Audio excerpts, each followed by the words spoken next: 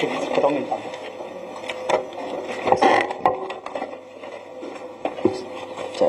ये आवाज विकास का ये जनता का है।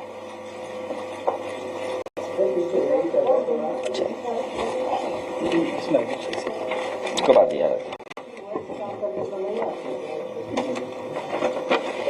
ये गुप्ता जी का मुआवजा नहीं मिला है। ठीक है। तीनों अलग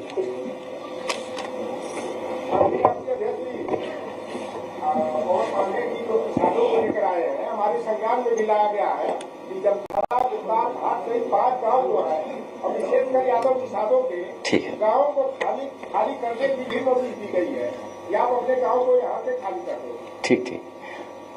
अभी अयोध्या और आप लोग बाद में बुला लेंगे यहाँ, जब लोग जाएंगे तब तस्वीर के लिए आप भी इस मुद्दे में शामिल हो गए। मैं अयोध्या से आए हुए हम अपने सभी किसानों का धन्यवाद और आभार प्रकट करते हैं। साथ ही साथ हम सभी लोग बहुत आभारी भी हैं उनके कि इन परिस्थितियों में जहां सरकार समय समय पर डराती है,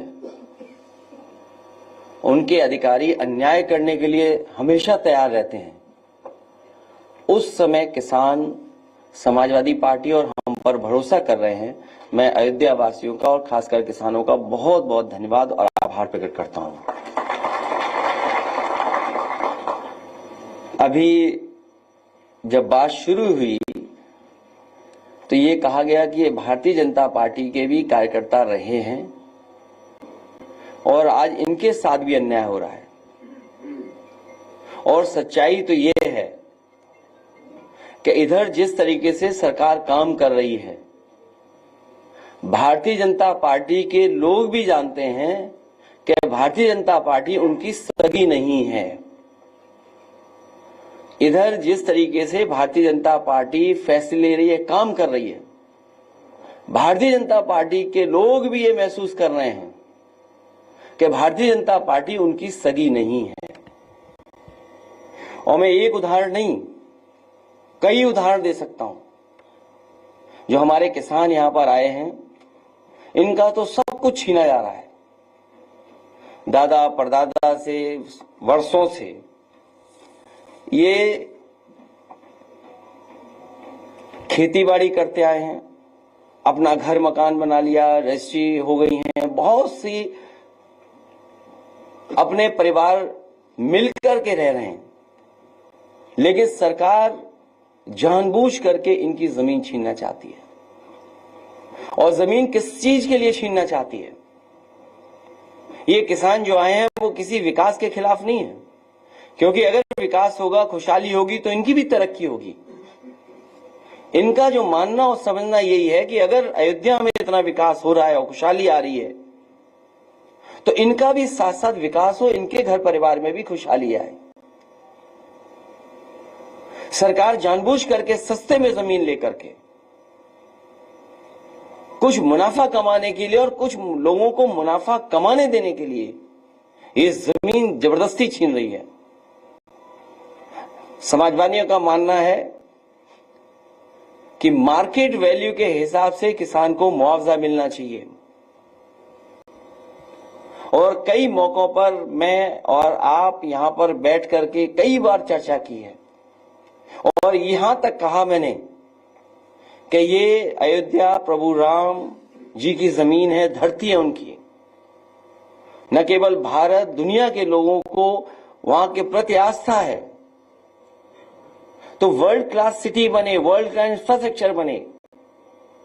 लेकिन जो लोग वहां से उजाड़े जा रहे हैं वो उजड़े नहीं, वो भी कम से कम बराबरी के साथ खड़े दिखाई दें। इसलिए मैंने कहा था कि अगर सर्किल रेट बढ़ा करके 6 गुना भी मुआवजा देना पड़े तो सरकार को पीछे नहीं हटना चाहिए।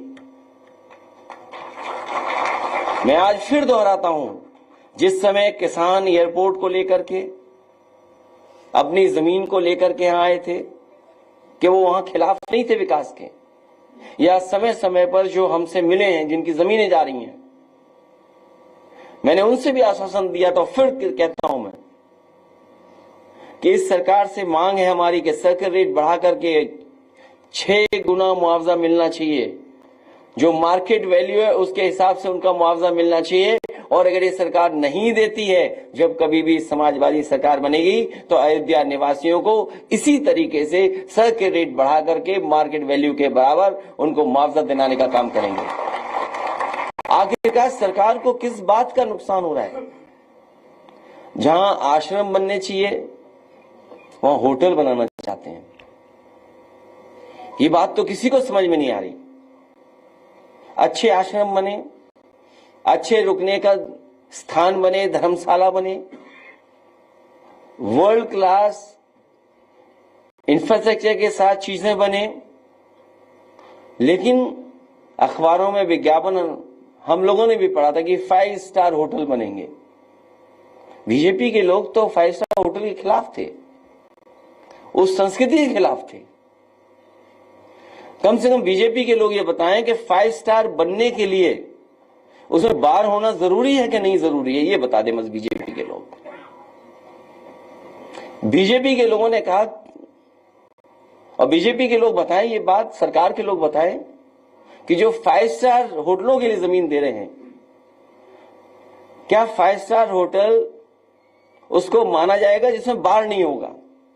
और हमने वो तस्वीरें देखी हैं, वो पानी का मां गंगा पर वो चलता जहाज देखा हम लोगों ने, जिसको कभी किसी स्टार की कैटेगरी में रखा गया था। उसमें हमने सबने तस्वीर देखी थी बार की। तो ये सरकार बताइए आखिरकार किस दिशा में ले जाना चाहती है? हमारी समाजवादियों की मांग है कि विकास के खिलाफ नहीं है।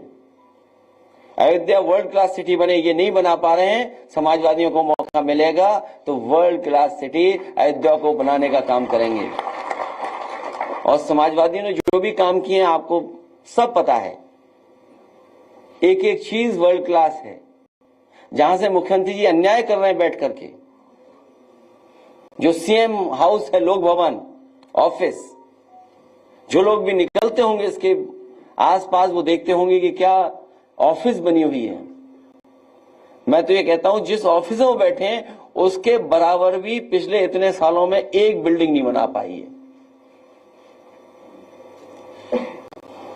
मुझे खुशी है यहाँ के किसान हमारे साथ आए हैं और उन्हें भरोसा है समाजवादियों पर। मिल्कीपुर में भी चुनाव है, वहां पर पीडीए के प्रतिनिधि लड़ रहे हैं चुनाव।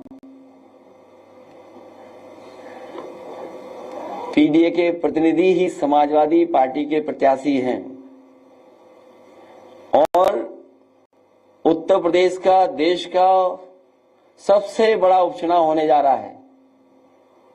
मैं तो अपने तमाम जर्नलिस्ट साथियों से अपील करूंगा कि ऐसा चुनाव जरूर देखने जाएं, आप देखने समझने जाएं, वहां की कवरेज हो और तमाम जानकार लोग हैं उनसे भी हमारा निवेदन होगा कि डेमोक्रेसी में ऐसा चुनाव नहीं देखा होगा, ऐसे चुनाव की स्टडी करनी चाहिए। ऐसे चुनाव की स्टडी हो कि आखिरकार चुनाव में जनता कैसे फैसला लेती है। और हम सरकार से भी कहेंगे कि ये चुनाव पारदर्शी हो और पारदर्शी उदाहरण पेश करे सरकार कि ये फेयर इलेक्शन हो रहा है, जिससे कि हमारे तमाम जर्नलिस्ट न केवल यूपी के, भारत के और दुनिया के भी आकर के देखें कि कैसे फेयर इलेक्शन होता है। ये उदाहरण पेश करें आने वाले समय में कि इतना फेयर इलेक्शन हो सकता है और किया जाता है। और सच्चाई तो ये है कि मिल्कीपुर में भी इनके पैर उखड़ते हुए नजर आ रहे हैं। और हम आपसे पहले भी निवेदन कर चुके हैं कि हमारे समीकरण की चर्चा ज्यादा मत करना आप लोग। अगर प्रेस के लोगों ने ज्यादा चर्चा कर दी हमारे पक्ष में तो सरकार वर्दीधारी लोगों को आगे कर देगी। अरे अखिलेश जी, बात तो खत्म हो जाने दो अभी।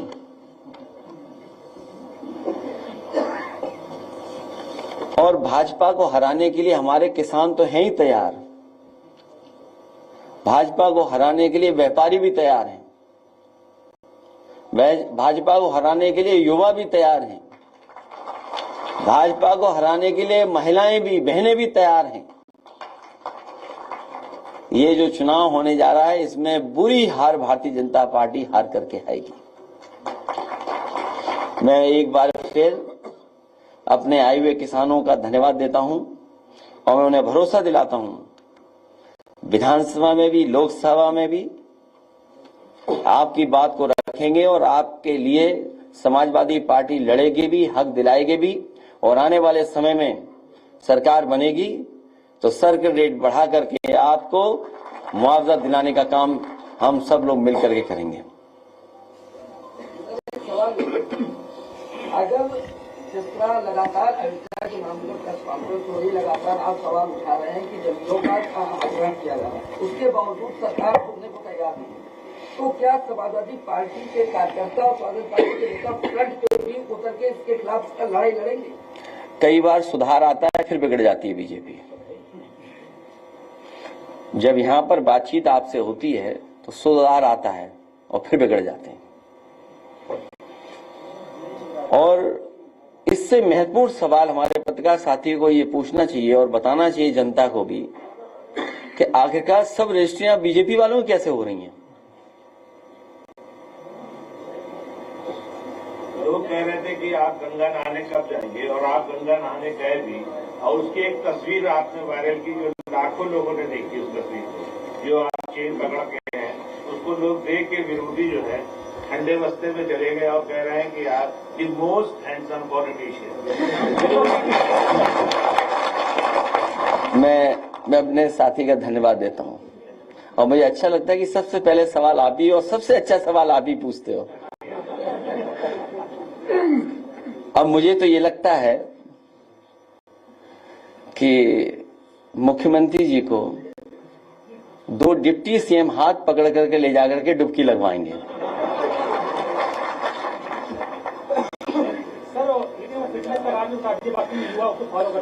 ये चर्चा का आज समय नहीं है, लेकिन अपने पत्रकारी साथियों को फिर कभी बुलाएंगे और हम लोग इन्हीं सब बातों पे मिल बैठ करके करेंगे। कुछ हम बताएंगे, कुछ आपसे हम लोग सीखेंगे। वो बात पुरानी होगी, फिर जाएंगे। सर, दक्षिणांचल और पूर्वांचल डिस्कॉम को विद्युत का आदेश, हम लोग इसके पक्ष में नहीं कि प्राइवेटाइज हो, इस पक्ष में नहीं, क्योंकि प्राइवेटाइज हो जाएगा तो हमारी जनता को फिर महंगा बिजली और तमाम सरकारी नौकरियां, जो बात हम लोग कहते थे संविधान के साथ खिलवाड़ हो रही है।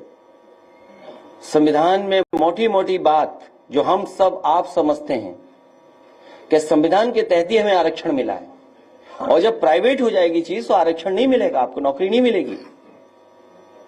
तो संविधान में जो हमें हक अधिकार मिलता है उसके खिलाफ भारतीय जनता पार्टी काम करती है। अगर प्राइवेटाइजेशन हो रहा है और पक्की नौकरियां छीनी जा रही, तो इसका मतलब यह है कि बाबा साहब भीमराव अम्बेडकर जी का दिया हुआ संविधान के साथ छेड़खानी हो रही है। बीजेपी के वो पासवान है और कहा जा रहा है कि गुजरात में उनका कारोबार है, टिकट दिल्ली से हुआ है, बाहरी वर्सेस लोकल की लड़ाई। मेरा तो एक ही निवेदन और अपील रहेगा कि गुजरात वालों से बच के रहना। इसमें कोई दो राय नहीं। जितना समाजवादी के शासन में उत्तर प्रदेश के अंदर कार्य हुआ है और जितना देखा ये गया है कि समाजवादी ने जो काम किए हैं उसकी विकासता दिखती, लेकिन क्या वजह रही लगातार पिछले 2 बार समाजवादी बैकफुट कर रही, इसकी वजह क्या रही इतने काम कराने के बाद? ये भी अभी सवाल जाने कहाँ का है। हम अपने पत्रकार साथी को बता दें कि जब, हालांकि ये हमारे किसान और सभी लोग आए हैं, जब यहाँ पर सब स्टेशन के लिए जमीन लेनी थी घंटाघर के पास, तो क्योंकि जो घंटाघर के आसपास का सौंदर्यीकरण था तो वो सब स्टेशन नहीं हटता, तो स्पेस नहीं बन रहा था, एरिया नहीं निकल रहा था। तो समाजवादी पार्टी की सरकार में हम लोगों ने फैसला लिया था कि सब स्टेशन हटाया जाए, और जब सब स्टेशन हटाने का फैसला लिया गया तो जमीन वहां नहीं थी। और मेरे पास कई बार अधिकारी आए, उन्होंने कहा सब स्टेशन मत हटाइए, क्योंकि सरकार का पैसा चला जाएगा अगर आप जमीन दूसरी लेंगे। कई बार वो फाइल वापस करना चाहते हैं कि सब स्टेशन नहीं हटे, और इसी के सहारे उन्होंने हमारे एक एमएलसी को भी मना लिया था, पटा लिया था। उससे भी हमसे कहलवाते थे कि ऐसा है सब स्टेशन मत हटाइए, बन नहीं पाएगा। उस समय भी मैंने अधिकारियों से कहा कि ये जरूरी है, जब तक सब स्टेशन नहीं हटेगा तब तक यहां सुंदरता नहीं बनेगी।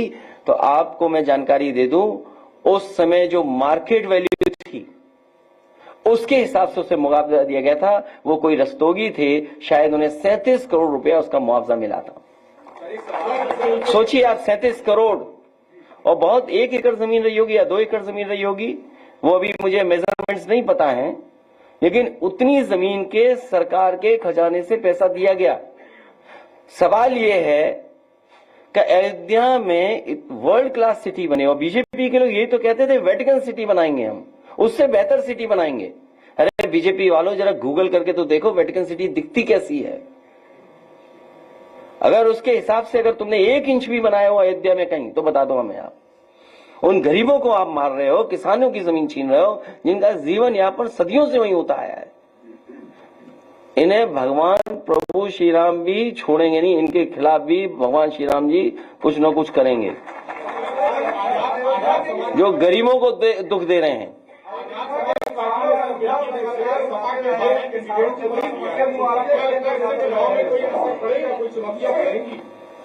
देखिए, समाजवादी पार्टी का प्रत्याशी पीडीए परिवार का है, वो लड़ने जा रहा है, वो मुकाबला कर रहा है। पिछले कई दिनों से काम हो रहा है, हमारा ऐतिहासिक जीत होने जा रही है। बस हमारा आपसे निवेदन है, हमारे समीकरण की आप चर्चा करते हो कई बार, हमें चैनल पर डर लगने लगता है। हमारे ही रास्ते पर भारतीय जनता पार्टी चलेगी, उस पर दूसरा कोई रास्ता नहीं है।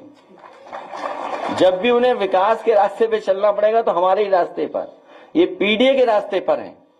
और देखिए पीडीए का कमाल क्या हुआ, कुंभ के मेले में हर खंबे पे पीडीए पीडीए लिख गया। आप पता करिए, आप जानते होंगे, हर खंबे पे पीडीए लिखा हुआ था। तो बताओ प्रभु श्री राम ने करा ये कि नहीं किया?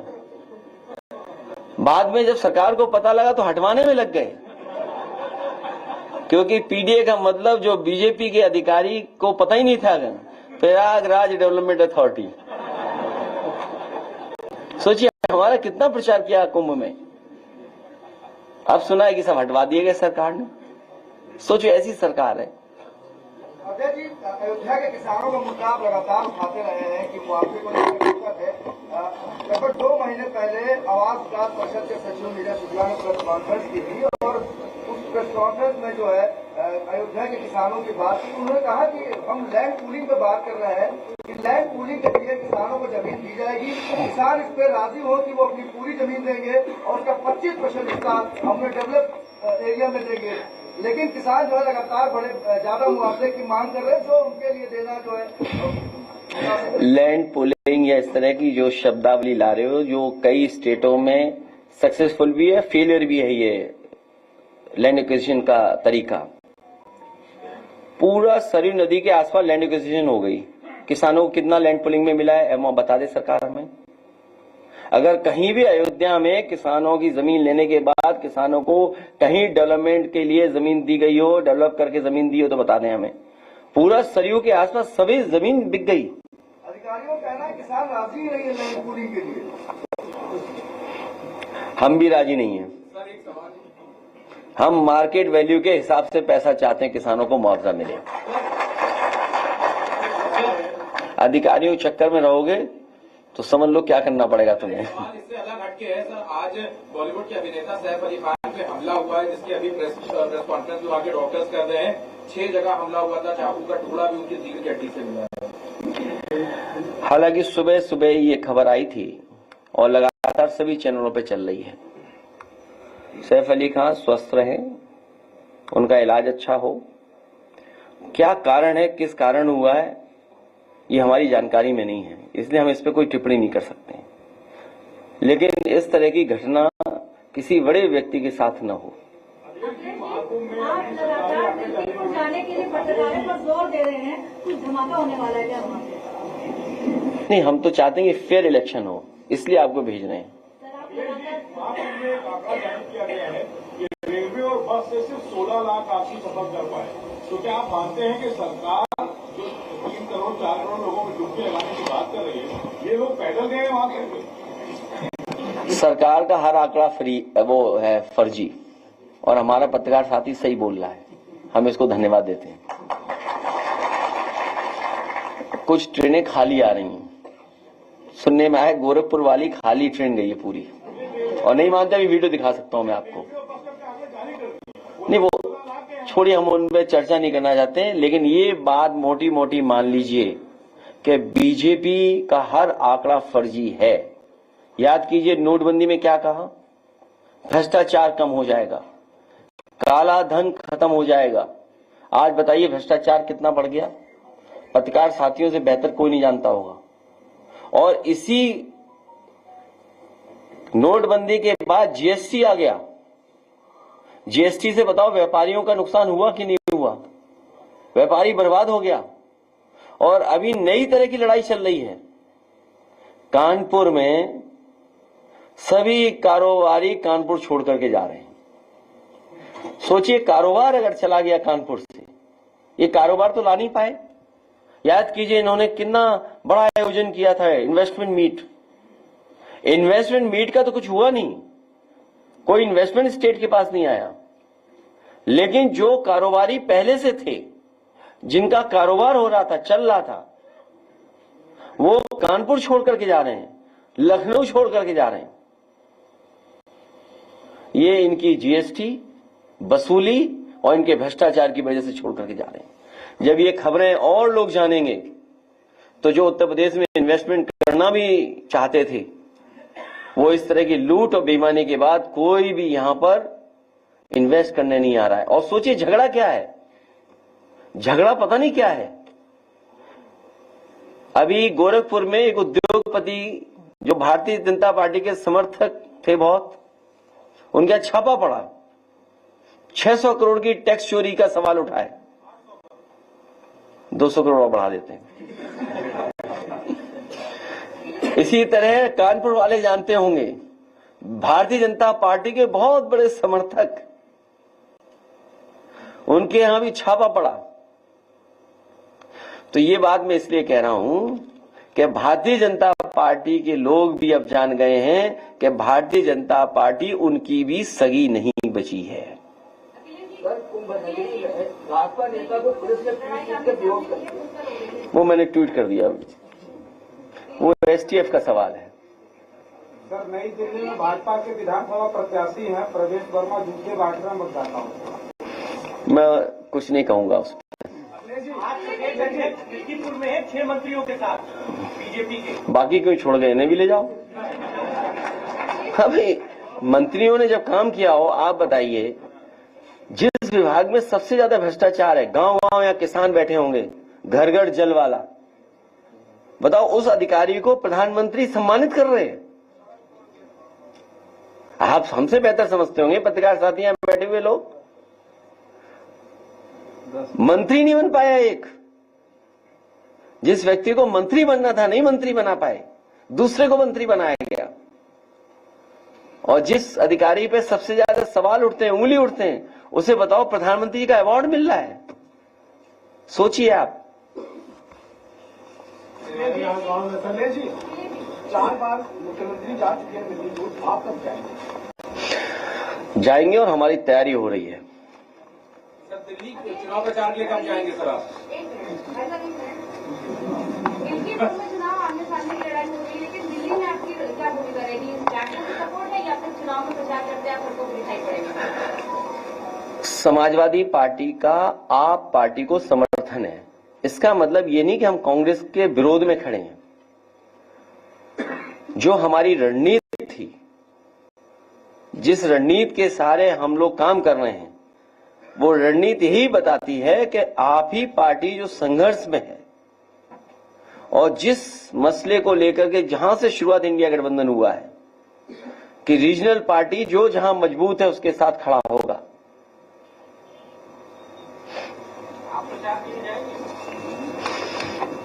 आप भी चलना, दोनों जगह चलेंगे। इसलिए एक बार फिर हम अपने किसानों का धन्यवाद देते हैं और आप इन किसानों की मदद कराइए, आप इधर उधर की बातें मत करिए। और अयोध्या वाले और लोग भी हैं, आप खड़े हो जाओगे, यहाँ आ जाओगे अयोध्या वालों, और आइए इधर। अयोध्या के लोग आ जाए पीछे, सिर्फ अयोध्या वाले आ जाओ, और फिर यहाँ से ले जाना बाहर से।